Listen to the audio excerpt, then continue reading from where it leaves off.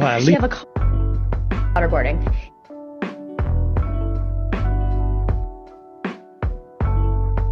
actually. But and look, well, I think blank, you guys.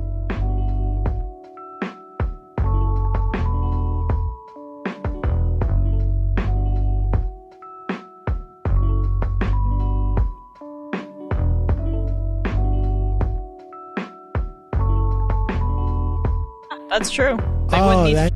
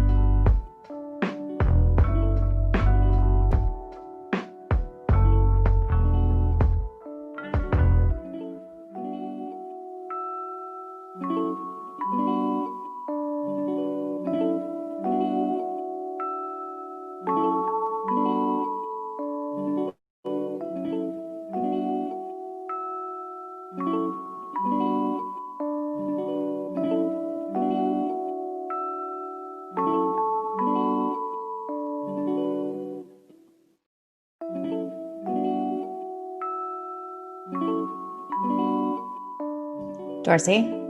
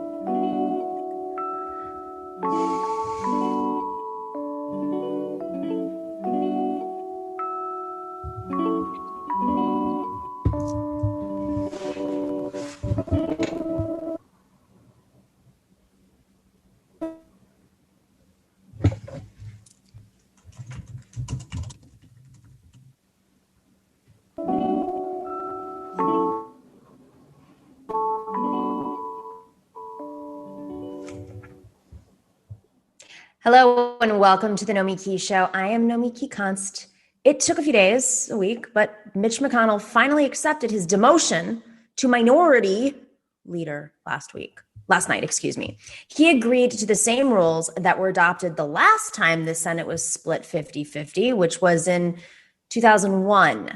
The Republicans were in charge then, with the Vice President Dick Cheney presiding. Chuck Schumer offered the same rules to McConnell that the Republicans had offered the Democrats in 2001. McConnell tried to get something better, specifically a commitment to preserve the filibuster. Schumer refused and McConnell blinked. So the Senate can finally get organized, and among other things, Senator Bernie Sanders can take his place as the chair of the Budget Committee. But that doesn't mean that the fight for the filibuster is settled. In fact, it really was just put off until later in the year, a negotiation tactic in a way. To quote President Biden, here is the deal. Biden has two priorities in the Senate right now: getting his appointees confirmed and passing a big stimulus bill. Under Senate rules, the filibuster cannot be used to stop either of these two. Under rule changes a few years ago, presidential appointments cannot be filibustered. That's why Amy Coney Barrett is on the Supreme Court today. On the stimulus, Biden is trying for a bipartisan deal. So good luck with that. But if he doesn't get Republicans, the stimulus bill can still be brought to the Senate floor under what is known as budget reconciliation.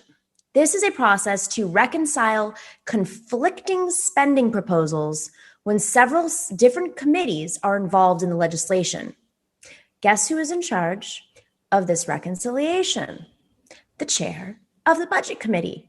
That's right, Chairman Bernard Sanders. And when the Budget Committee reconciles everything, they can later send it to the floor under an expedited rule that requires only 51 votes to pass.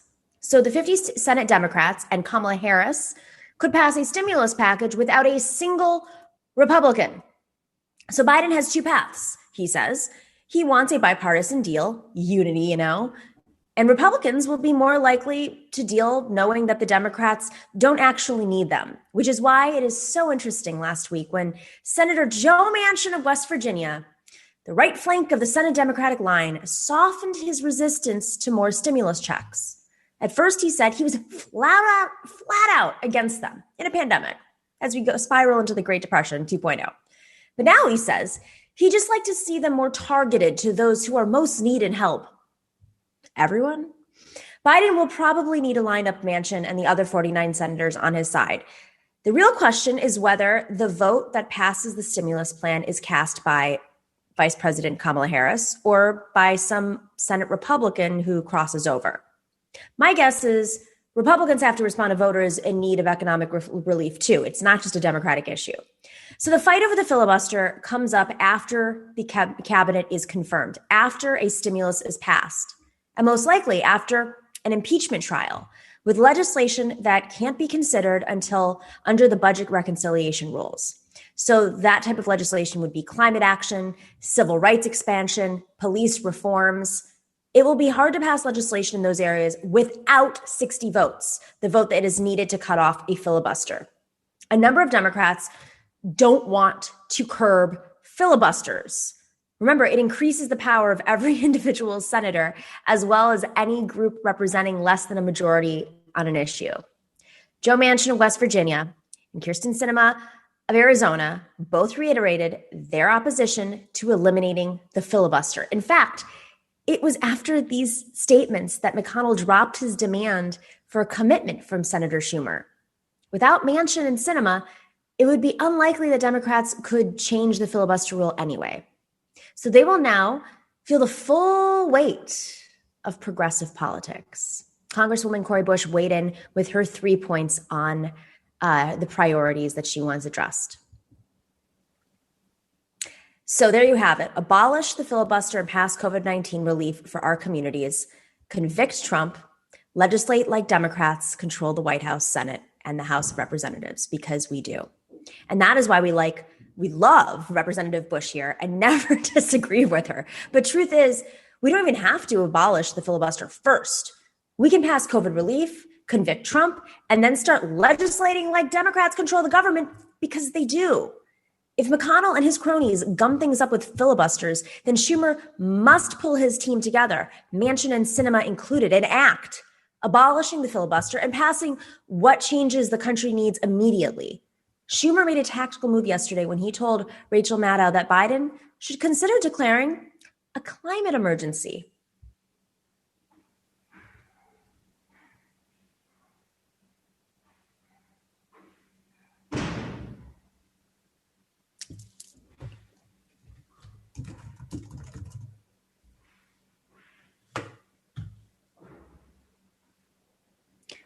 I think we're having some issues with the sound there. Let's try to roll that again if we can.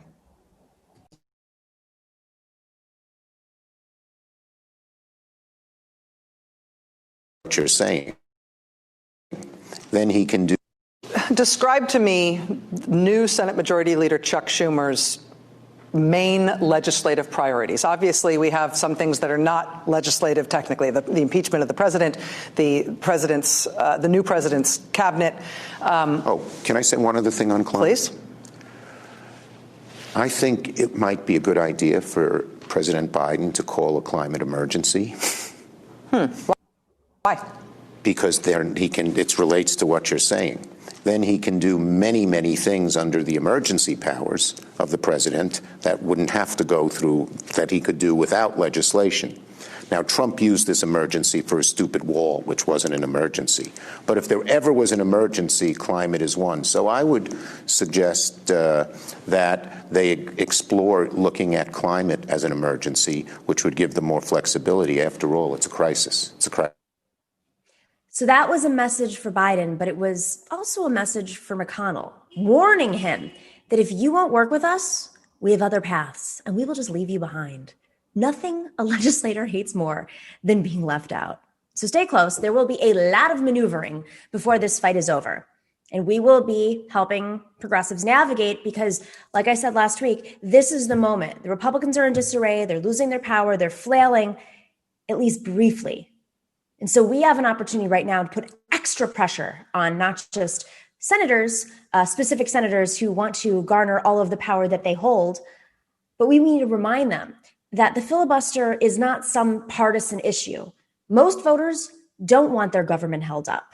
Most voters do want to receive some sort of economic relief. That's not partisan. That's being a smart lawmaker, whether you're on the right or the left. So we have an opportunity right now to garner our power. And we also have a great show today. We have Lance from the Serfs here, and Owen Higgins will be on with him as well. But first up, we have Chicago Teachers Union leader Kenzo Shibata. We will hear about the demands of teachers to protect themselves from COVID-19 workers' rights, because this is a big issue right now. Across the country, workers are not being protected enough, and the teachers have finally decided to step up, and there might be a strike this week. We will talk about that right after that break. But first, make sure to click that like and subscribe button. Join us in the chat. This is the moment to do it. We got to get people activated right now. We are going to be giving you a lot more organizational strategy. You know, we talk about this stuff on our show all the time. So if you are not already, make sure to click that little subscribe button and the little bell so you know when we go live with breaking news, because these next few months are so important. This is the time when we have to be strategic and organized and thoughtful and cultivate our coalitions properly so that we can put real pressure on and we don't lose this opportunity. Because I'm old enough to remember what 2009 was like after Obama was elected. There is a runway, and we have it right now with the Democrats in power. We have Chuck Schumer's ear. Maybe he's even afraid of being primaried. But there is a sea change happening. And so we're going to do all we can on our show to help provide you guys with the tools and the strategies to go out there and fight and win. We'll be right back after the break.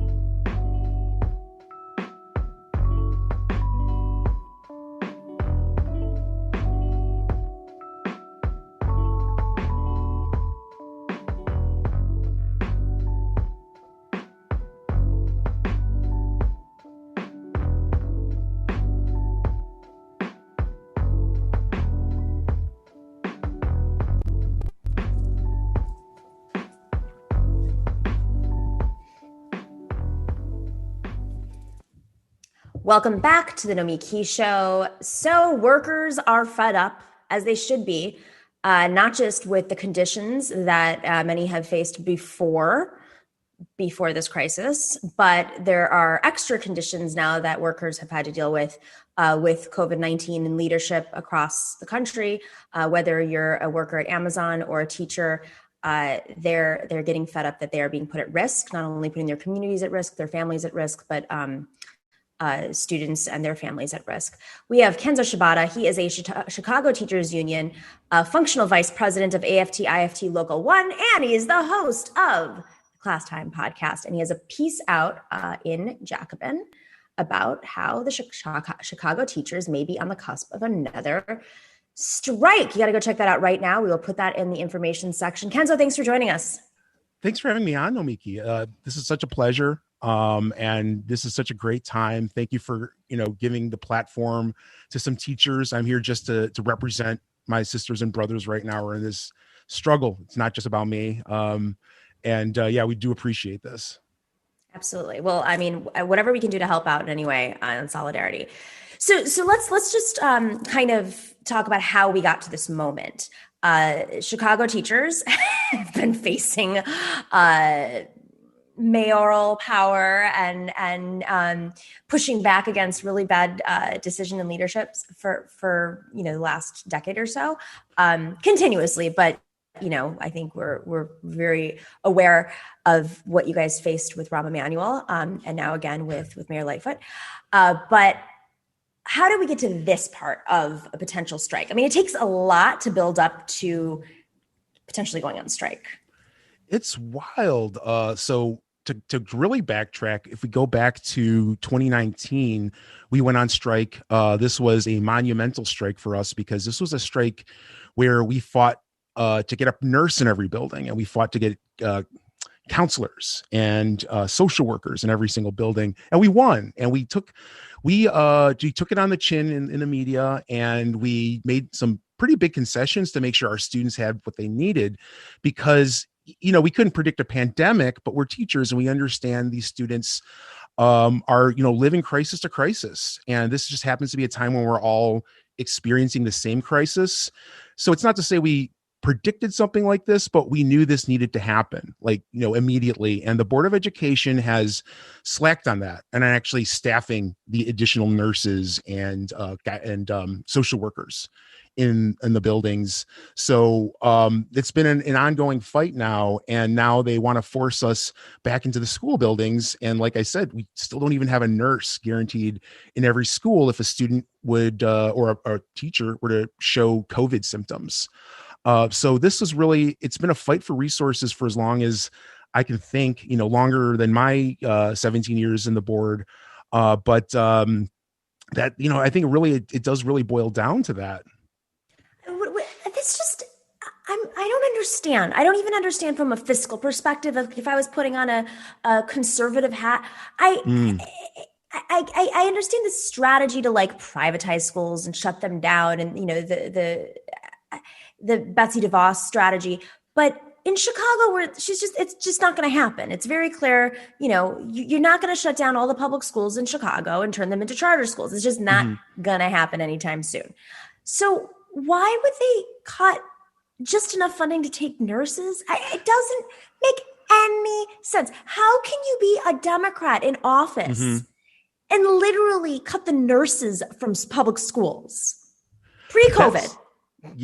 And that's really the wild thing too. About a year ago, when we started into contract negotiations, the CTU, this has been the theme, the Chicago Teachers Union, we did the homework, and we worked with state legislators to change the funding formula a bit. So we were flush with cash for the first time in my entire teaching career, in my memory.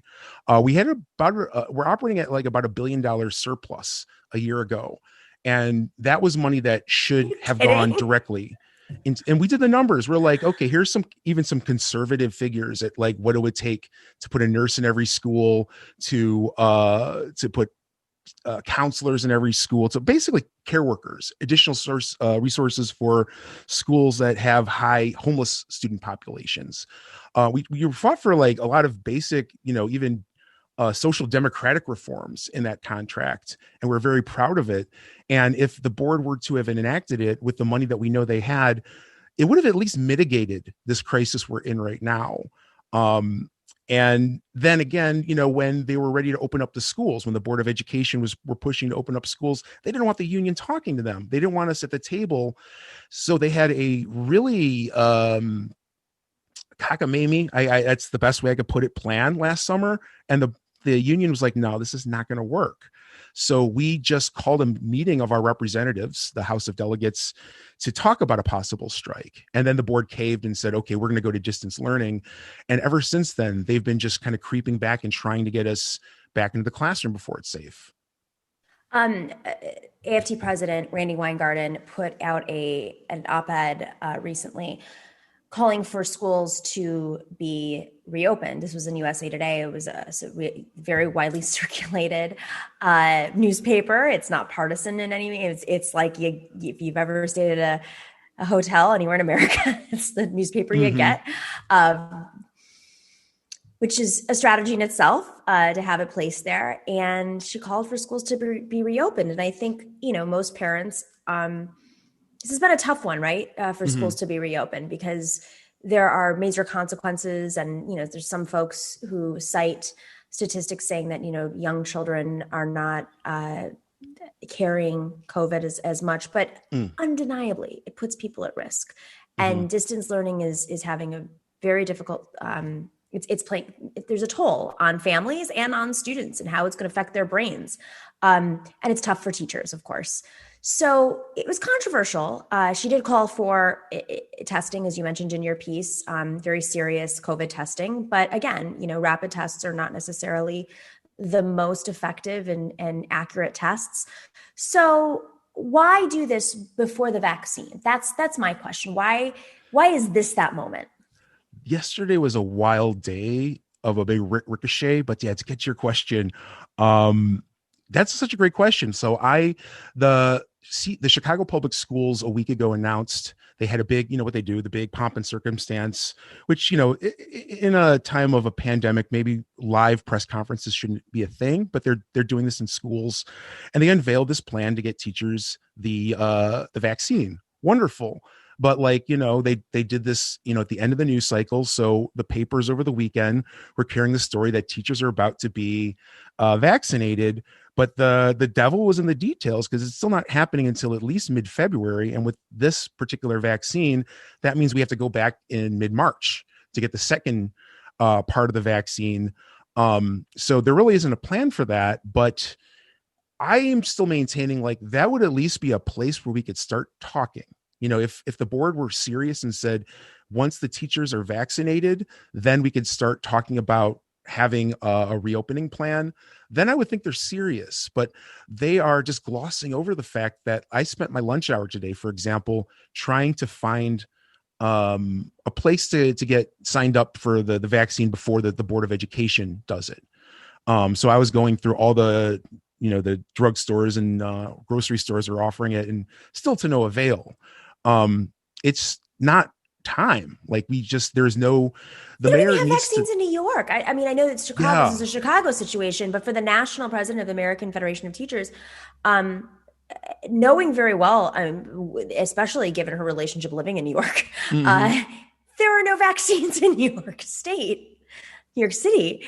I feel like, is it just posturing at this point? I really don't even understand what's happening. That's what I was talking about, this ricochet situation yesterday. So Randi Weingarten, to be blunt, she's a part of the big labor bureaucracy. She tends to do what the Democrats want her to do. She did this big op-ed in Politico when Bernie was running against Medicare for All, which broke my heart to see the president of my union not just say she doesn't like Bernie, but to say she doesn't like something that would impact her members in such a positive way. If healthcare were not on the table when we went into these difficult contract negotiations, we might be able to negotiate more resources for our students, or better salaries for ourselves, maybe, to keep teachers in the profession longer. But it's almost like she was being a day late and a dollar short, because she issued that op-ed saying we need to open these schools because, Joe Biden issued as part of his 100 days in office. First 100 days, I'm not being too presumptuous. First 100 days in office, promised to open up all the schools. I feel like she was kind of taking his lead on that. But then did you see, he was quoted in the Chicago Sun-Times as saying, well, the teachers just want to wait until the schools are safe. He seems to be on our side about this. So I don't know. I think Randi needs to kind of go back and write a second op-ed now. It is really an odd strategy, and it's not everybody's on the same page. And I get that there's a lot of, just from an organizing perspective, I think folks are very overwhelmed, even if they're not on our side on these key issues. We're in a transition. COVID is, even with the vaccines, there's some inaccuracies in terms of how many vaccines are being provided. But, ultimately, it's so refreshing to hear that you guys are talking about striking. And I guess, so you've been in this situation before. Teachers across the country have been in this situation before when they've decided to go on strike from the ground up. What is that dynamic like when you have a leadership that is not leading you in deciding to strike, but ends up having to support you because they're leading the National Teachers Union? Well, that's a great question. Chicago, people often say we're the tail that wags the dog in some ways because, we had, as far as teachers union, labor peace for like pretty much throughout the 90s. We did not have many teacher strikes. The 80s, the 70s and 80s, things were ramped up quite a bit. And then you had neoliberal mayors, a lot of major cities finding ways to negotiate good contracts, but on the back end get sweetheart legislation. Like, for example, the legislation that gave the mayor of Chicago control of the Chicago public schools. That's a state decision. And this is what's so insidious about it. It was a state piece of legislation that only applies to school districts of more than 500,000, which one exists in Illinois. So you had people from downstate and Southern Illinois exactly making these decisions because they liked the way Mayor Daley in the mid-90s governed, because he governed like a Republican. And they were mostly conservative Republicans who blamed all the problems on the Chicago public schools and, the coded Trump language of Chicago. It's been in the state for a very long time.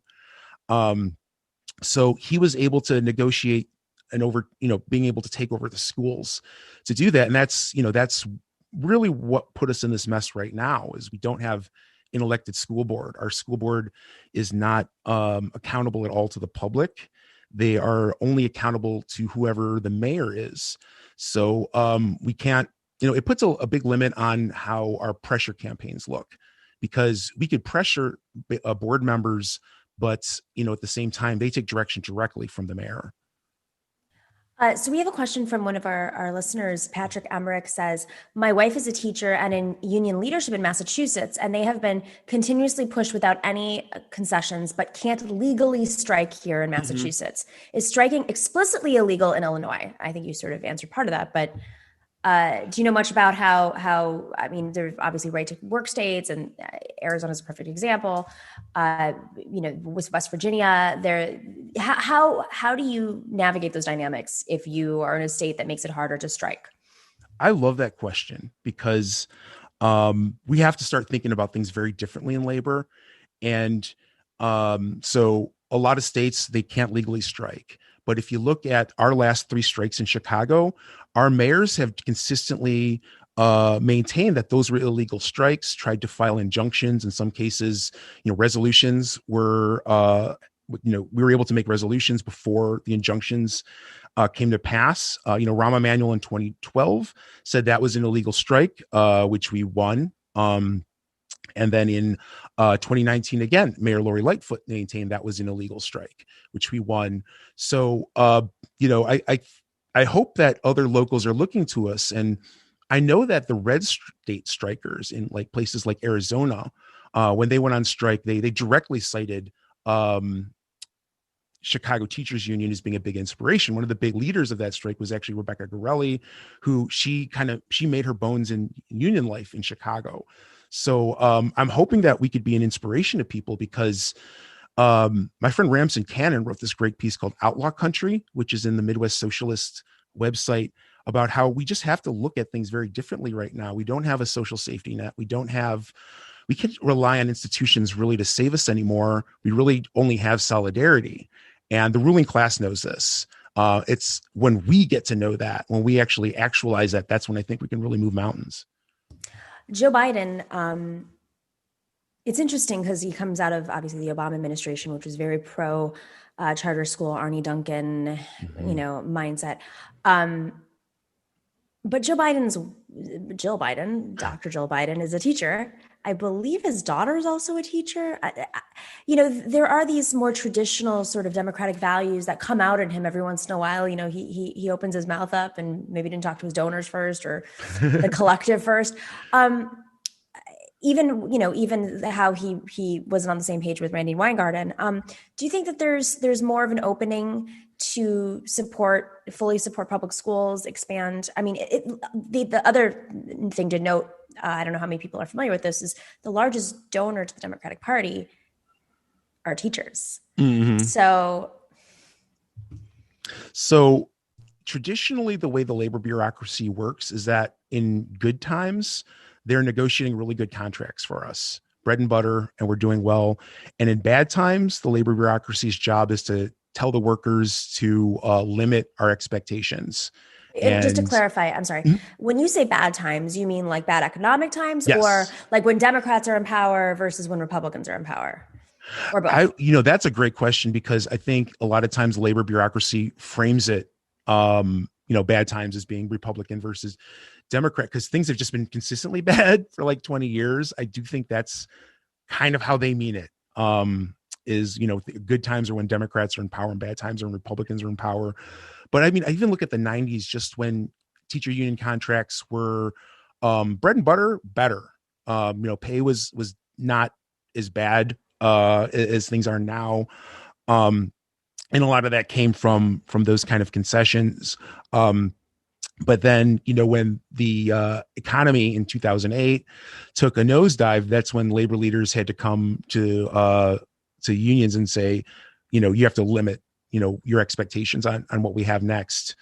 So I think we really just have to like flip that. We just have to stop thinking of things like that and just always look at, our unions are a force for making good in the world, and a force for pushing not just for ourselves, but for things that are going to help our entire communities. Because at the end of the day, we do need our communities to support us, like when we do go in action. So we really need a seamlessness between labor and the communities we serve.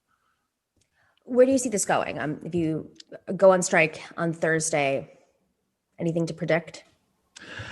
Well, it's going to be really hard. It's going to be hard on everyone. That was the theme of 2019.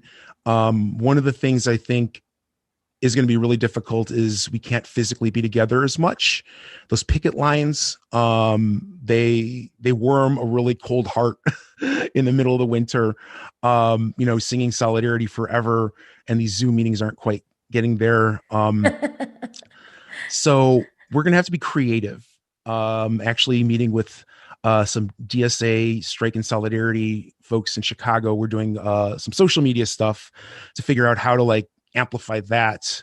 But as far as the outcome of this, we're going to win. The city needs educators, not just teachers. Our union has clinicians in it and paraprofessionals, and paraprofessionals tend to live in the communities they serve. They tend to live right around those schools. And we can really shut things down like we did before, and have the kind of support of the community that we had before. The one concern I have, because I do think we're going to win and we're going to maintain distance learning for the rest of the year, is the amount of trauma that our members and our students are experiencing. Because the last strike, I don't feel like we ever really were able to heal since the last strike. And this administration is just continuously hitting us over the head. So it's the after effects too that are concerning to me. And, I hope that we're able to speed up the process of getting more care workers in schools after this. Not to mention just the long-term effects of learning from home. I mean, not just the strike, but what so many students and teachers have been dealing with in this crisis. Do you see we talked briefly about how Chicago has inspired other, red state rebellions. Do you see that happening, in light of COVID, and just how, not just the teachers, by the way, any workforce? Do you see is there some sort of tactic to inspire other workers to organize? Well, if history repeats itself, people are going to take our lead from it. But, to say that these things happen magically is disingenuous. We always have connections with other locals. Other locals are constantly coming to us for advice. So CTU leaders and member organizers are going, we've been traveling the entire country and actually the world. Some folks went out to Japan to talk about, it's not even a secret sauce we have, but our process that we have of, creating these deep ties between our union and the community we serve. So, that's something I see happening more of. I think, that's another reason why this is so stressful, I think, for a lot of us, is we understand the whole world is watching. We are the tail that wags the dog when it comes to teacher union militancy. And we have to win, because other people are going to be taking our cue from this, and we're going to be here to help. I know for sure I'm more than willing to be on Zoom calls once we win this with other locals to get them also teaching safely. Okay, when you win this, we have to have you back on, and absolutely, whatever you can say publicly to inspire other folks to do similar work. Love to have you. Thank you so much, Nomiki. I really appreciate you having me on. Of course, Kenzo Shibata.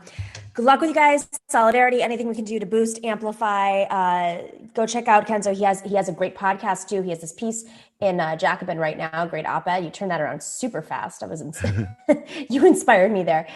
He is not only the functional vice president of the Chicago Teachers Union Local 1, the AFT-IFT Local 1, but he is the host of Class Time Podcast. He lives and breathes this. And in between all that, he's just slaying on Twitter, like nonstop. Like, you talk about cloning somebody, like you're someone to clone. I don't know how you do it.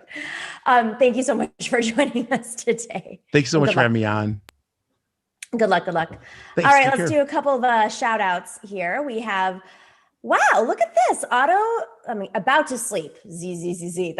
Am I putting you to sleep? Sends us some love. I hope not.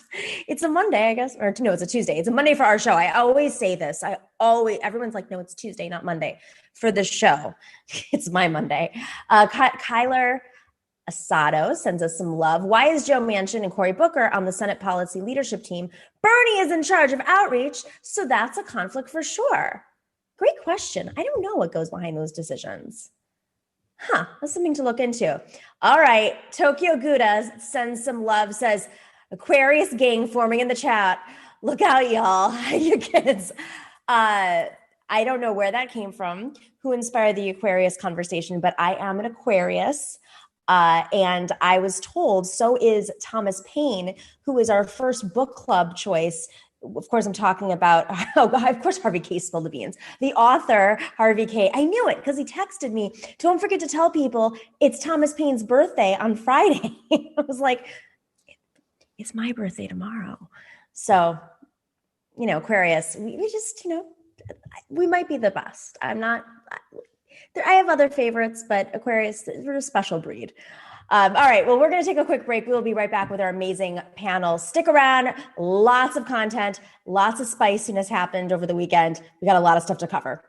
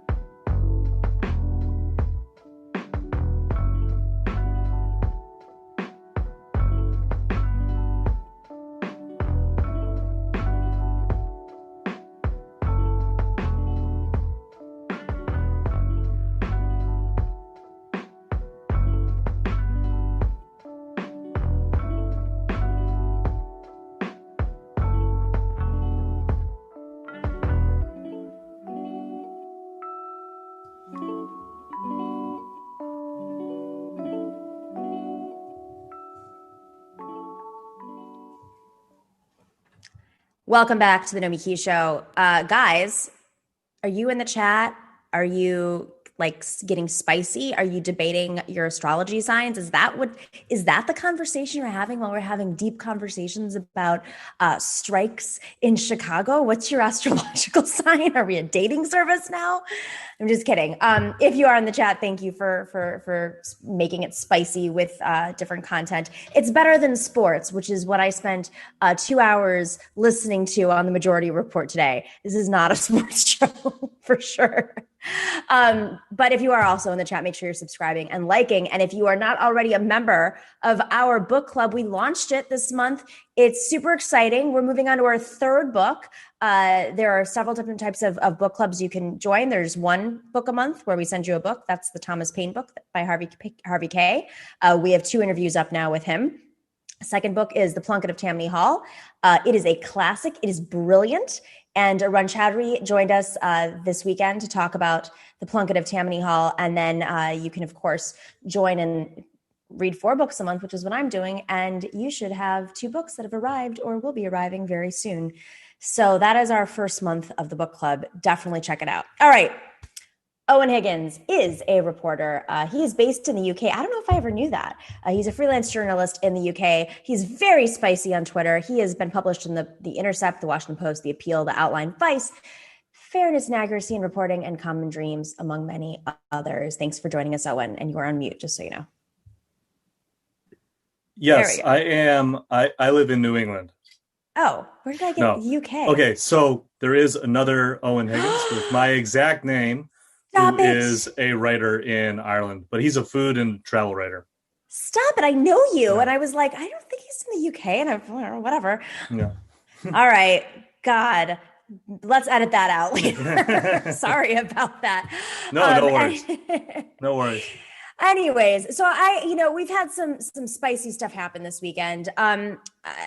We're spiraling into, we're having this debate right now, which you've been very present and part of, on the left over who is legitimately on the left and who might be using some very popular policies to make themselves seem more legitimate on the left simultaneously while teaming up with alt-righters, Boogaloo Boys, QAnon, who knows who. Tucker Carlson. Right. I've been on Tucker Carlson before to debate him. Probably won't go anytime soon now.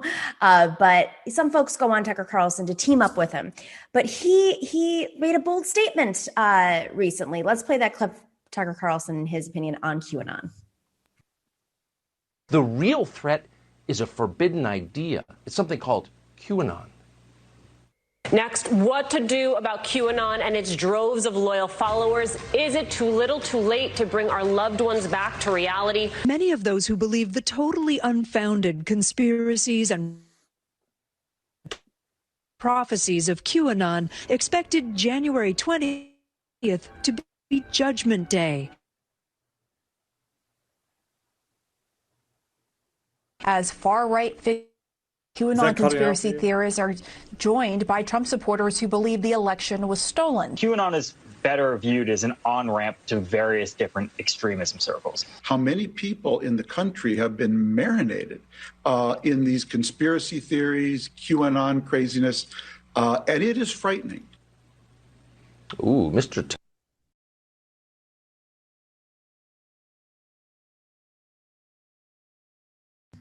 I think we're having some technical issues here. Let's cut away. Just as a heads up for everybody. Between democracy and tyranny. We learned that Zoom had major outages today, so I think we're watching a profound change. Let's take the clip down. Viewed as an on-ramp to various different extremism. Well, fun times in live TV. Anyways, I think we get the gist. Tucker Carlson was defending QAnon. We can always place that clip in afterwards. And I mean, I think like we're in this moment where I think you and I probably both agree on this, where we have to recognize every little ease into a different form of fascism. Donald Trump was very aggressive about it. He threw us crises every single day, which is always in the fascist toolbook to make you, like you're just constantly chasing the next crisis and reacting to the last crisis from 24 hours ago. But this is different in that we're seeing folks parade themselves as populists become apologetic, normalize different groups that, by all means are pretty extreme. Simultaneously, while trying to build these new coalitions. I mean, what's your take on what's happening right now as we ease into this new political landscape, if it's real, that is? Yeah, I would hesitate to call this fascism exactly. I think that but I think that we can at least all agree that there's an impulse in certain elements of the progressive coalition, I guess I would say, that are kind of becoming attuned to the arguments of the far right. And, I think that there are arguments that people have made for going on Tucker Carlson's show on Fox, that while I personally wouldn't do it, and I'm not sure that I completely agree with these arguments, I at least will acknowledge that some of them are legitimate. Even if I don't agree with them, I don't automatically think that they're just going on for to normalize him or whatever, which tends to be the result of what happens, but it doesn't necessarily mean that they're going on there for that reason.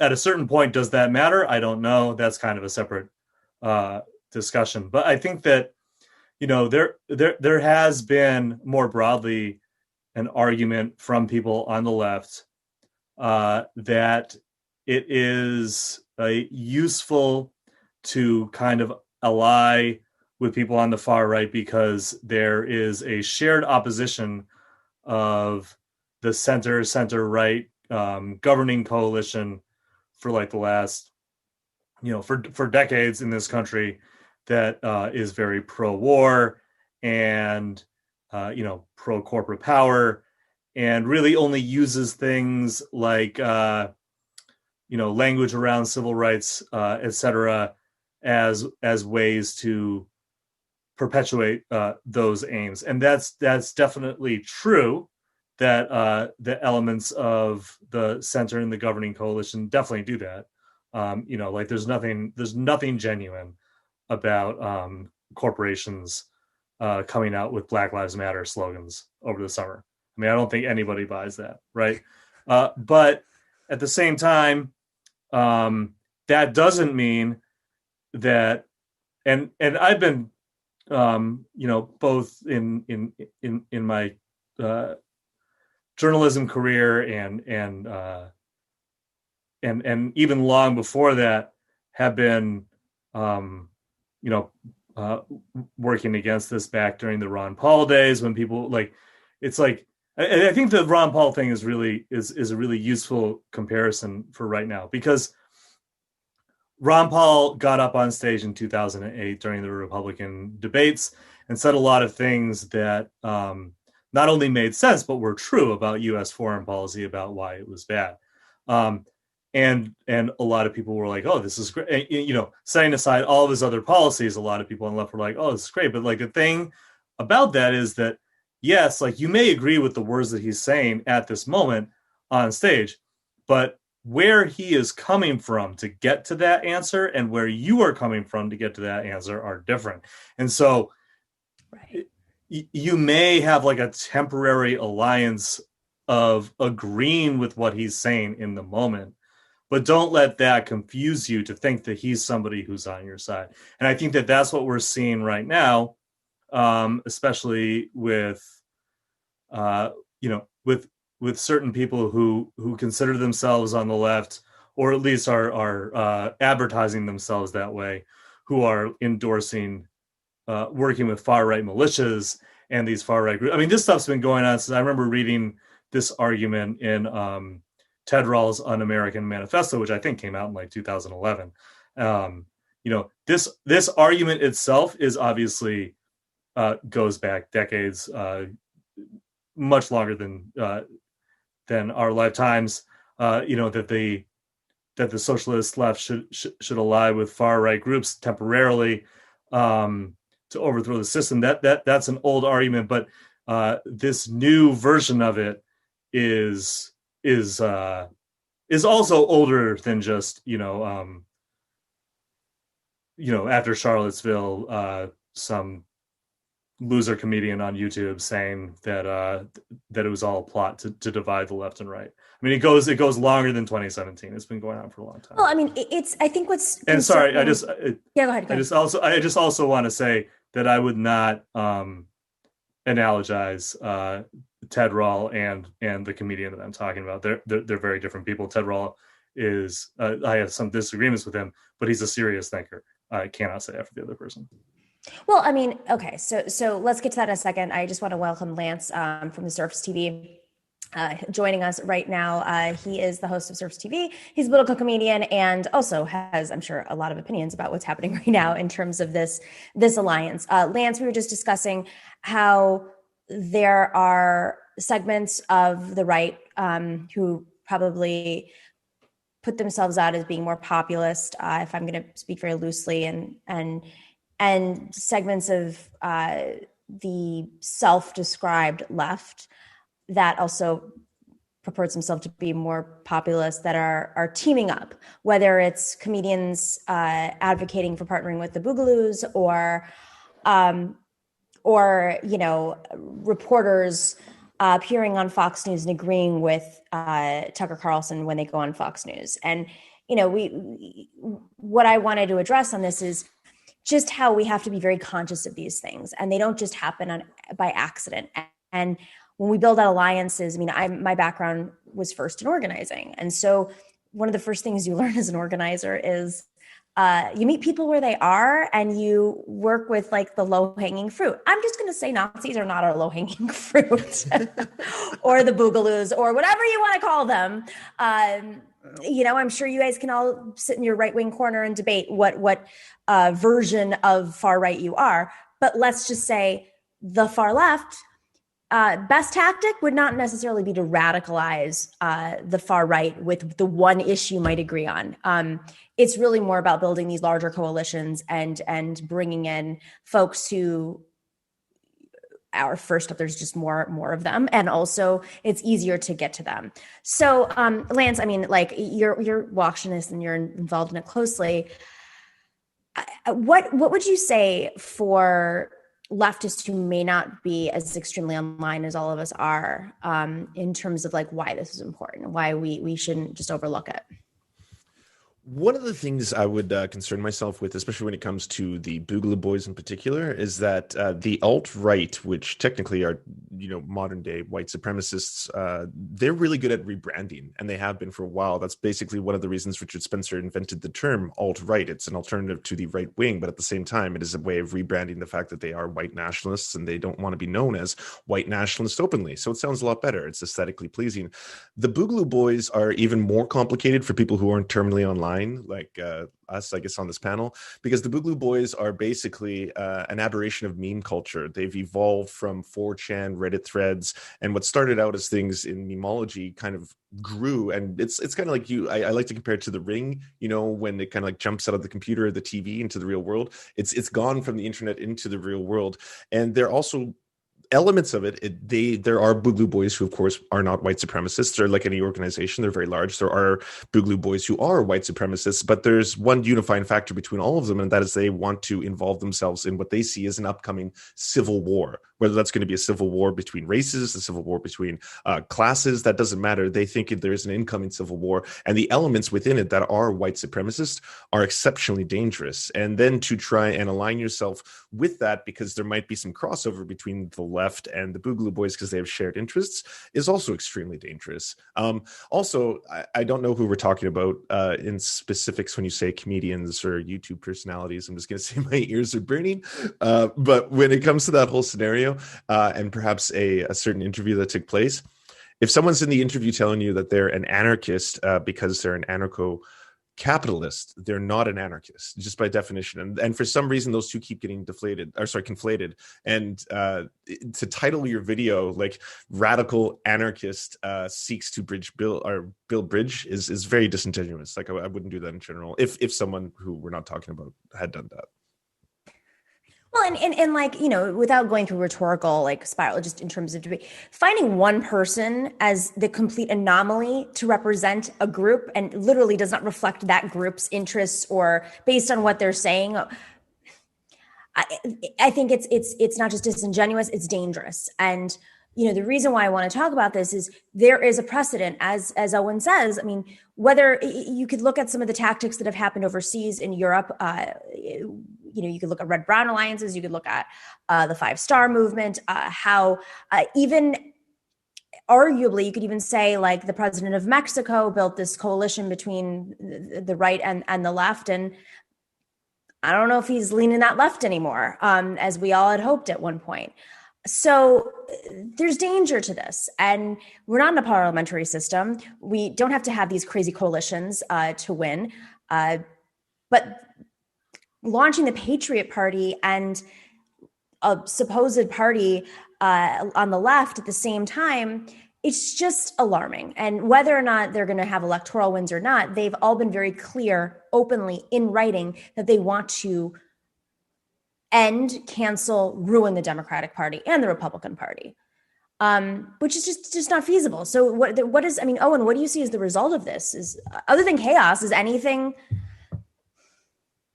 I mean, I'm totally in favor of the destruction of the Democratic Party. In theory, that'd be great. But I don't see it happening through Movement for a People's Party, which which I have a lot of trouble taking them seriously for a lot of reasons. One, because when they launched, their driving reason, like they're driving, the way that they thought that they were going to make this happen was that they were somehow going to draft Bernie Sanders to join them.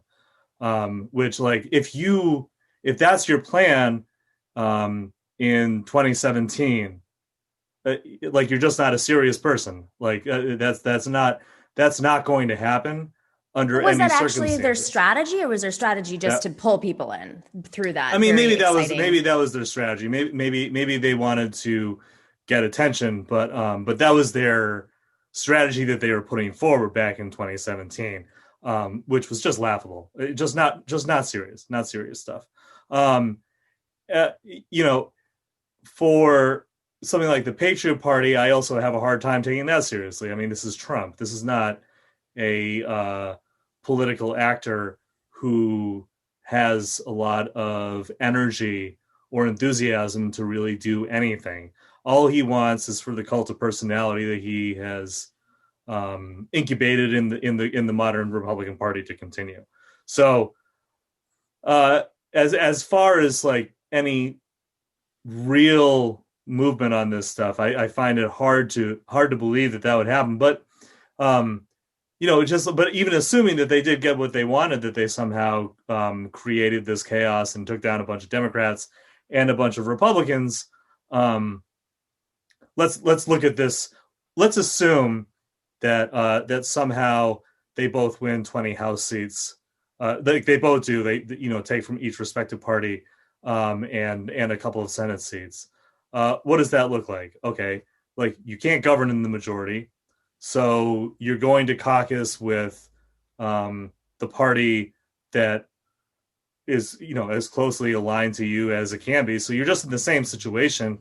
You just have I guess you have a slightly more progressive wing, but given the people who are involved with Movement for People's Party, especially, you're gonna have a lot of people who I think are a little questionable on their alliances there. And any party that's and just to be very clear, when you say questionable, these are people who have denied genocides, they've denied mass shootings that they've existed, in Vegas. They peddle conspiracy theories regularly, but you team them up with somebody very legitimate, and it amplifies. I mean, it normalizes. I mean, we were talking about normalizing Tucker Carlson. Tucker Carlson has the largest audience in the country. He doesn't need normalization. He is the normal.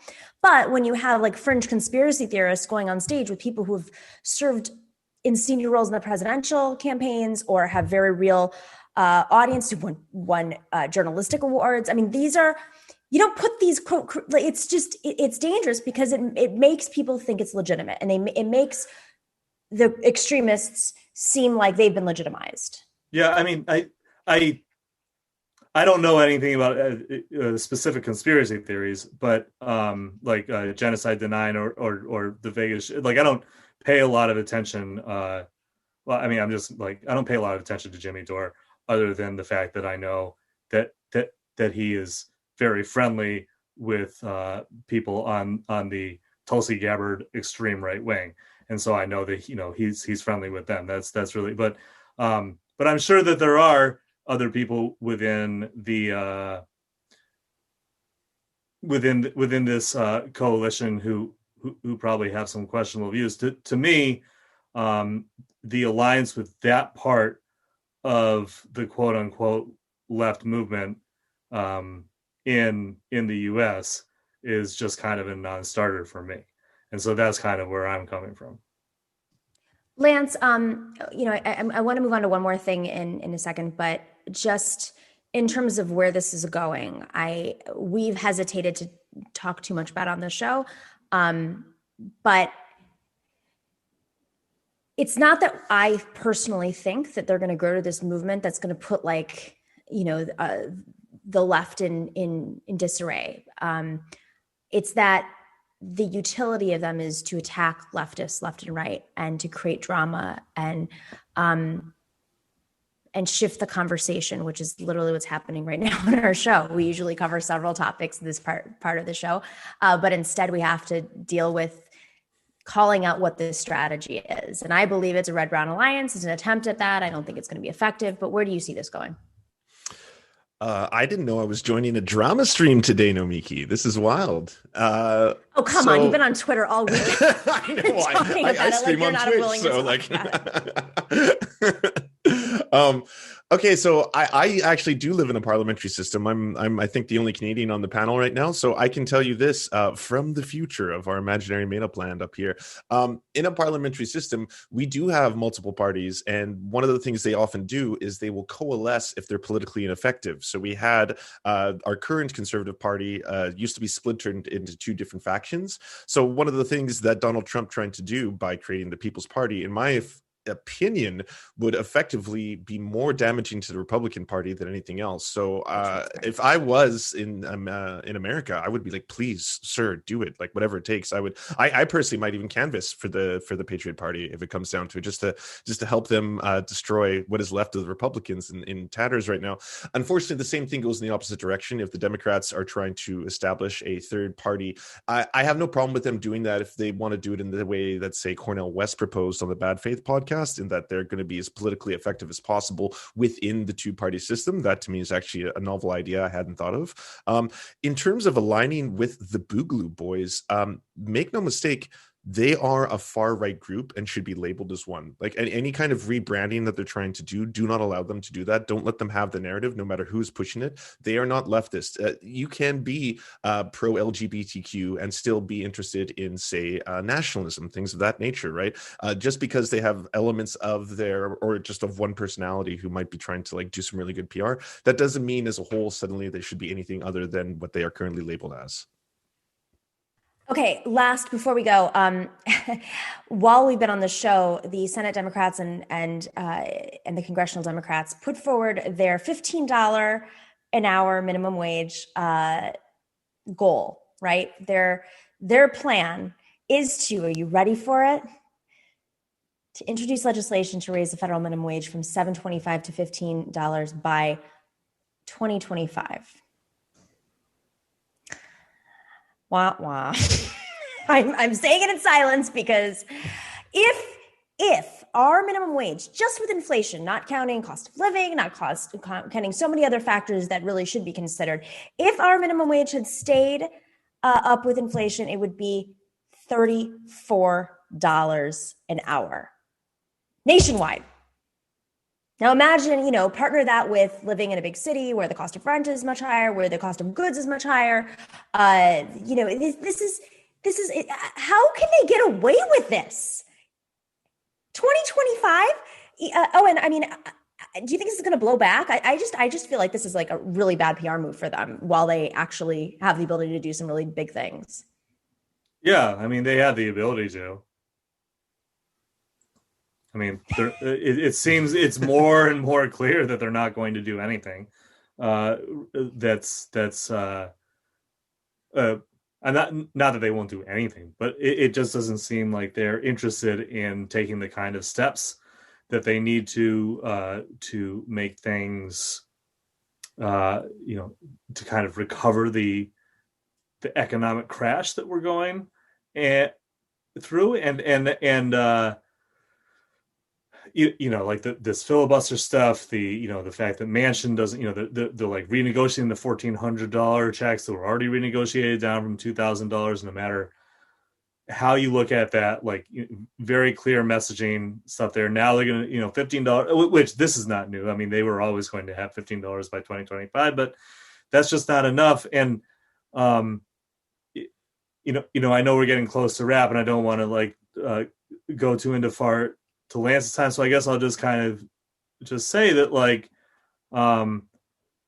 if nothing else, like if they don't take big steps, including like $15 an hour should already be where we're at. Like they should just do it immediately. But if they don't take a lot of big steps here, I mean, probably looking at a really big red wave in 2022. Like you have one shot, and I know that it's only been 6 days now. Oh, but like that's 6 days that you need those. Like you're blowing it. Like just do some big stuff and get it done, and stop like this. At least start the negotiation here instead of like down here. I mean, this is what we saw all throughout the Obama years, where they would start where they wanted the compromise to be, or where they would say that they wanted the compromise to be and then get negotiated down. So it's very frustrating to see it happen again. And this is kind of, I kind of went off on a different tangent, but you're right. I mean, this is the moment to do it. We said at the top of the show that 100 days, whatever, this is the moment. Republicans are in disarray. The Democrats are in power. They're beholden to us. They don't have time to be distracted by, I mean, the Republicans are literally like trying to figure out where they stand on things like, did Trump cause the insurrection? Did the leaders aren't on the same page about issues? And so we have an opportunity right now to really pressure Democrats to be bold. Also, the moment that we are in is the leverage as well. Not only do we have the political leverage, but we have the actual moment to say $15 an hour, too little, too late. We've been fighting for this for 10 years, and it was already too low. And the only reason they picked it was because it was alliteration. Literally, that's why they chose fight for 15. I mean, Lance, like, are we blowing it? Well, I actually do have a quick question, though, just because I've already heard a liberal pushback on this. Is that the amount or the timeline that Bernie Sanders originally proposed? Great question. I actually don't know off the top of my head. Way to put me I don't know. But if it is, that sucks too.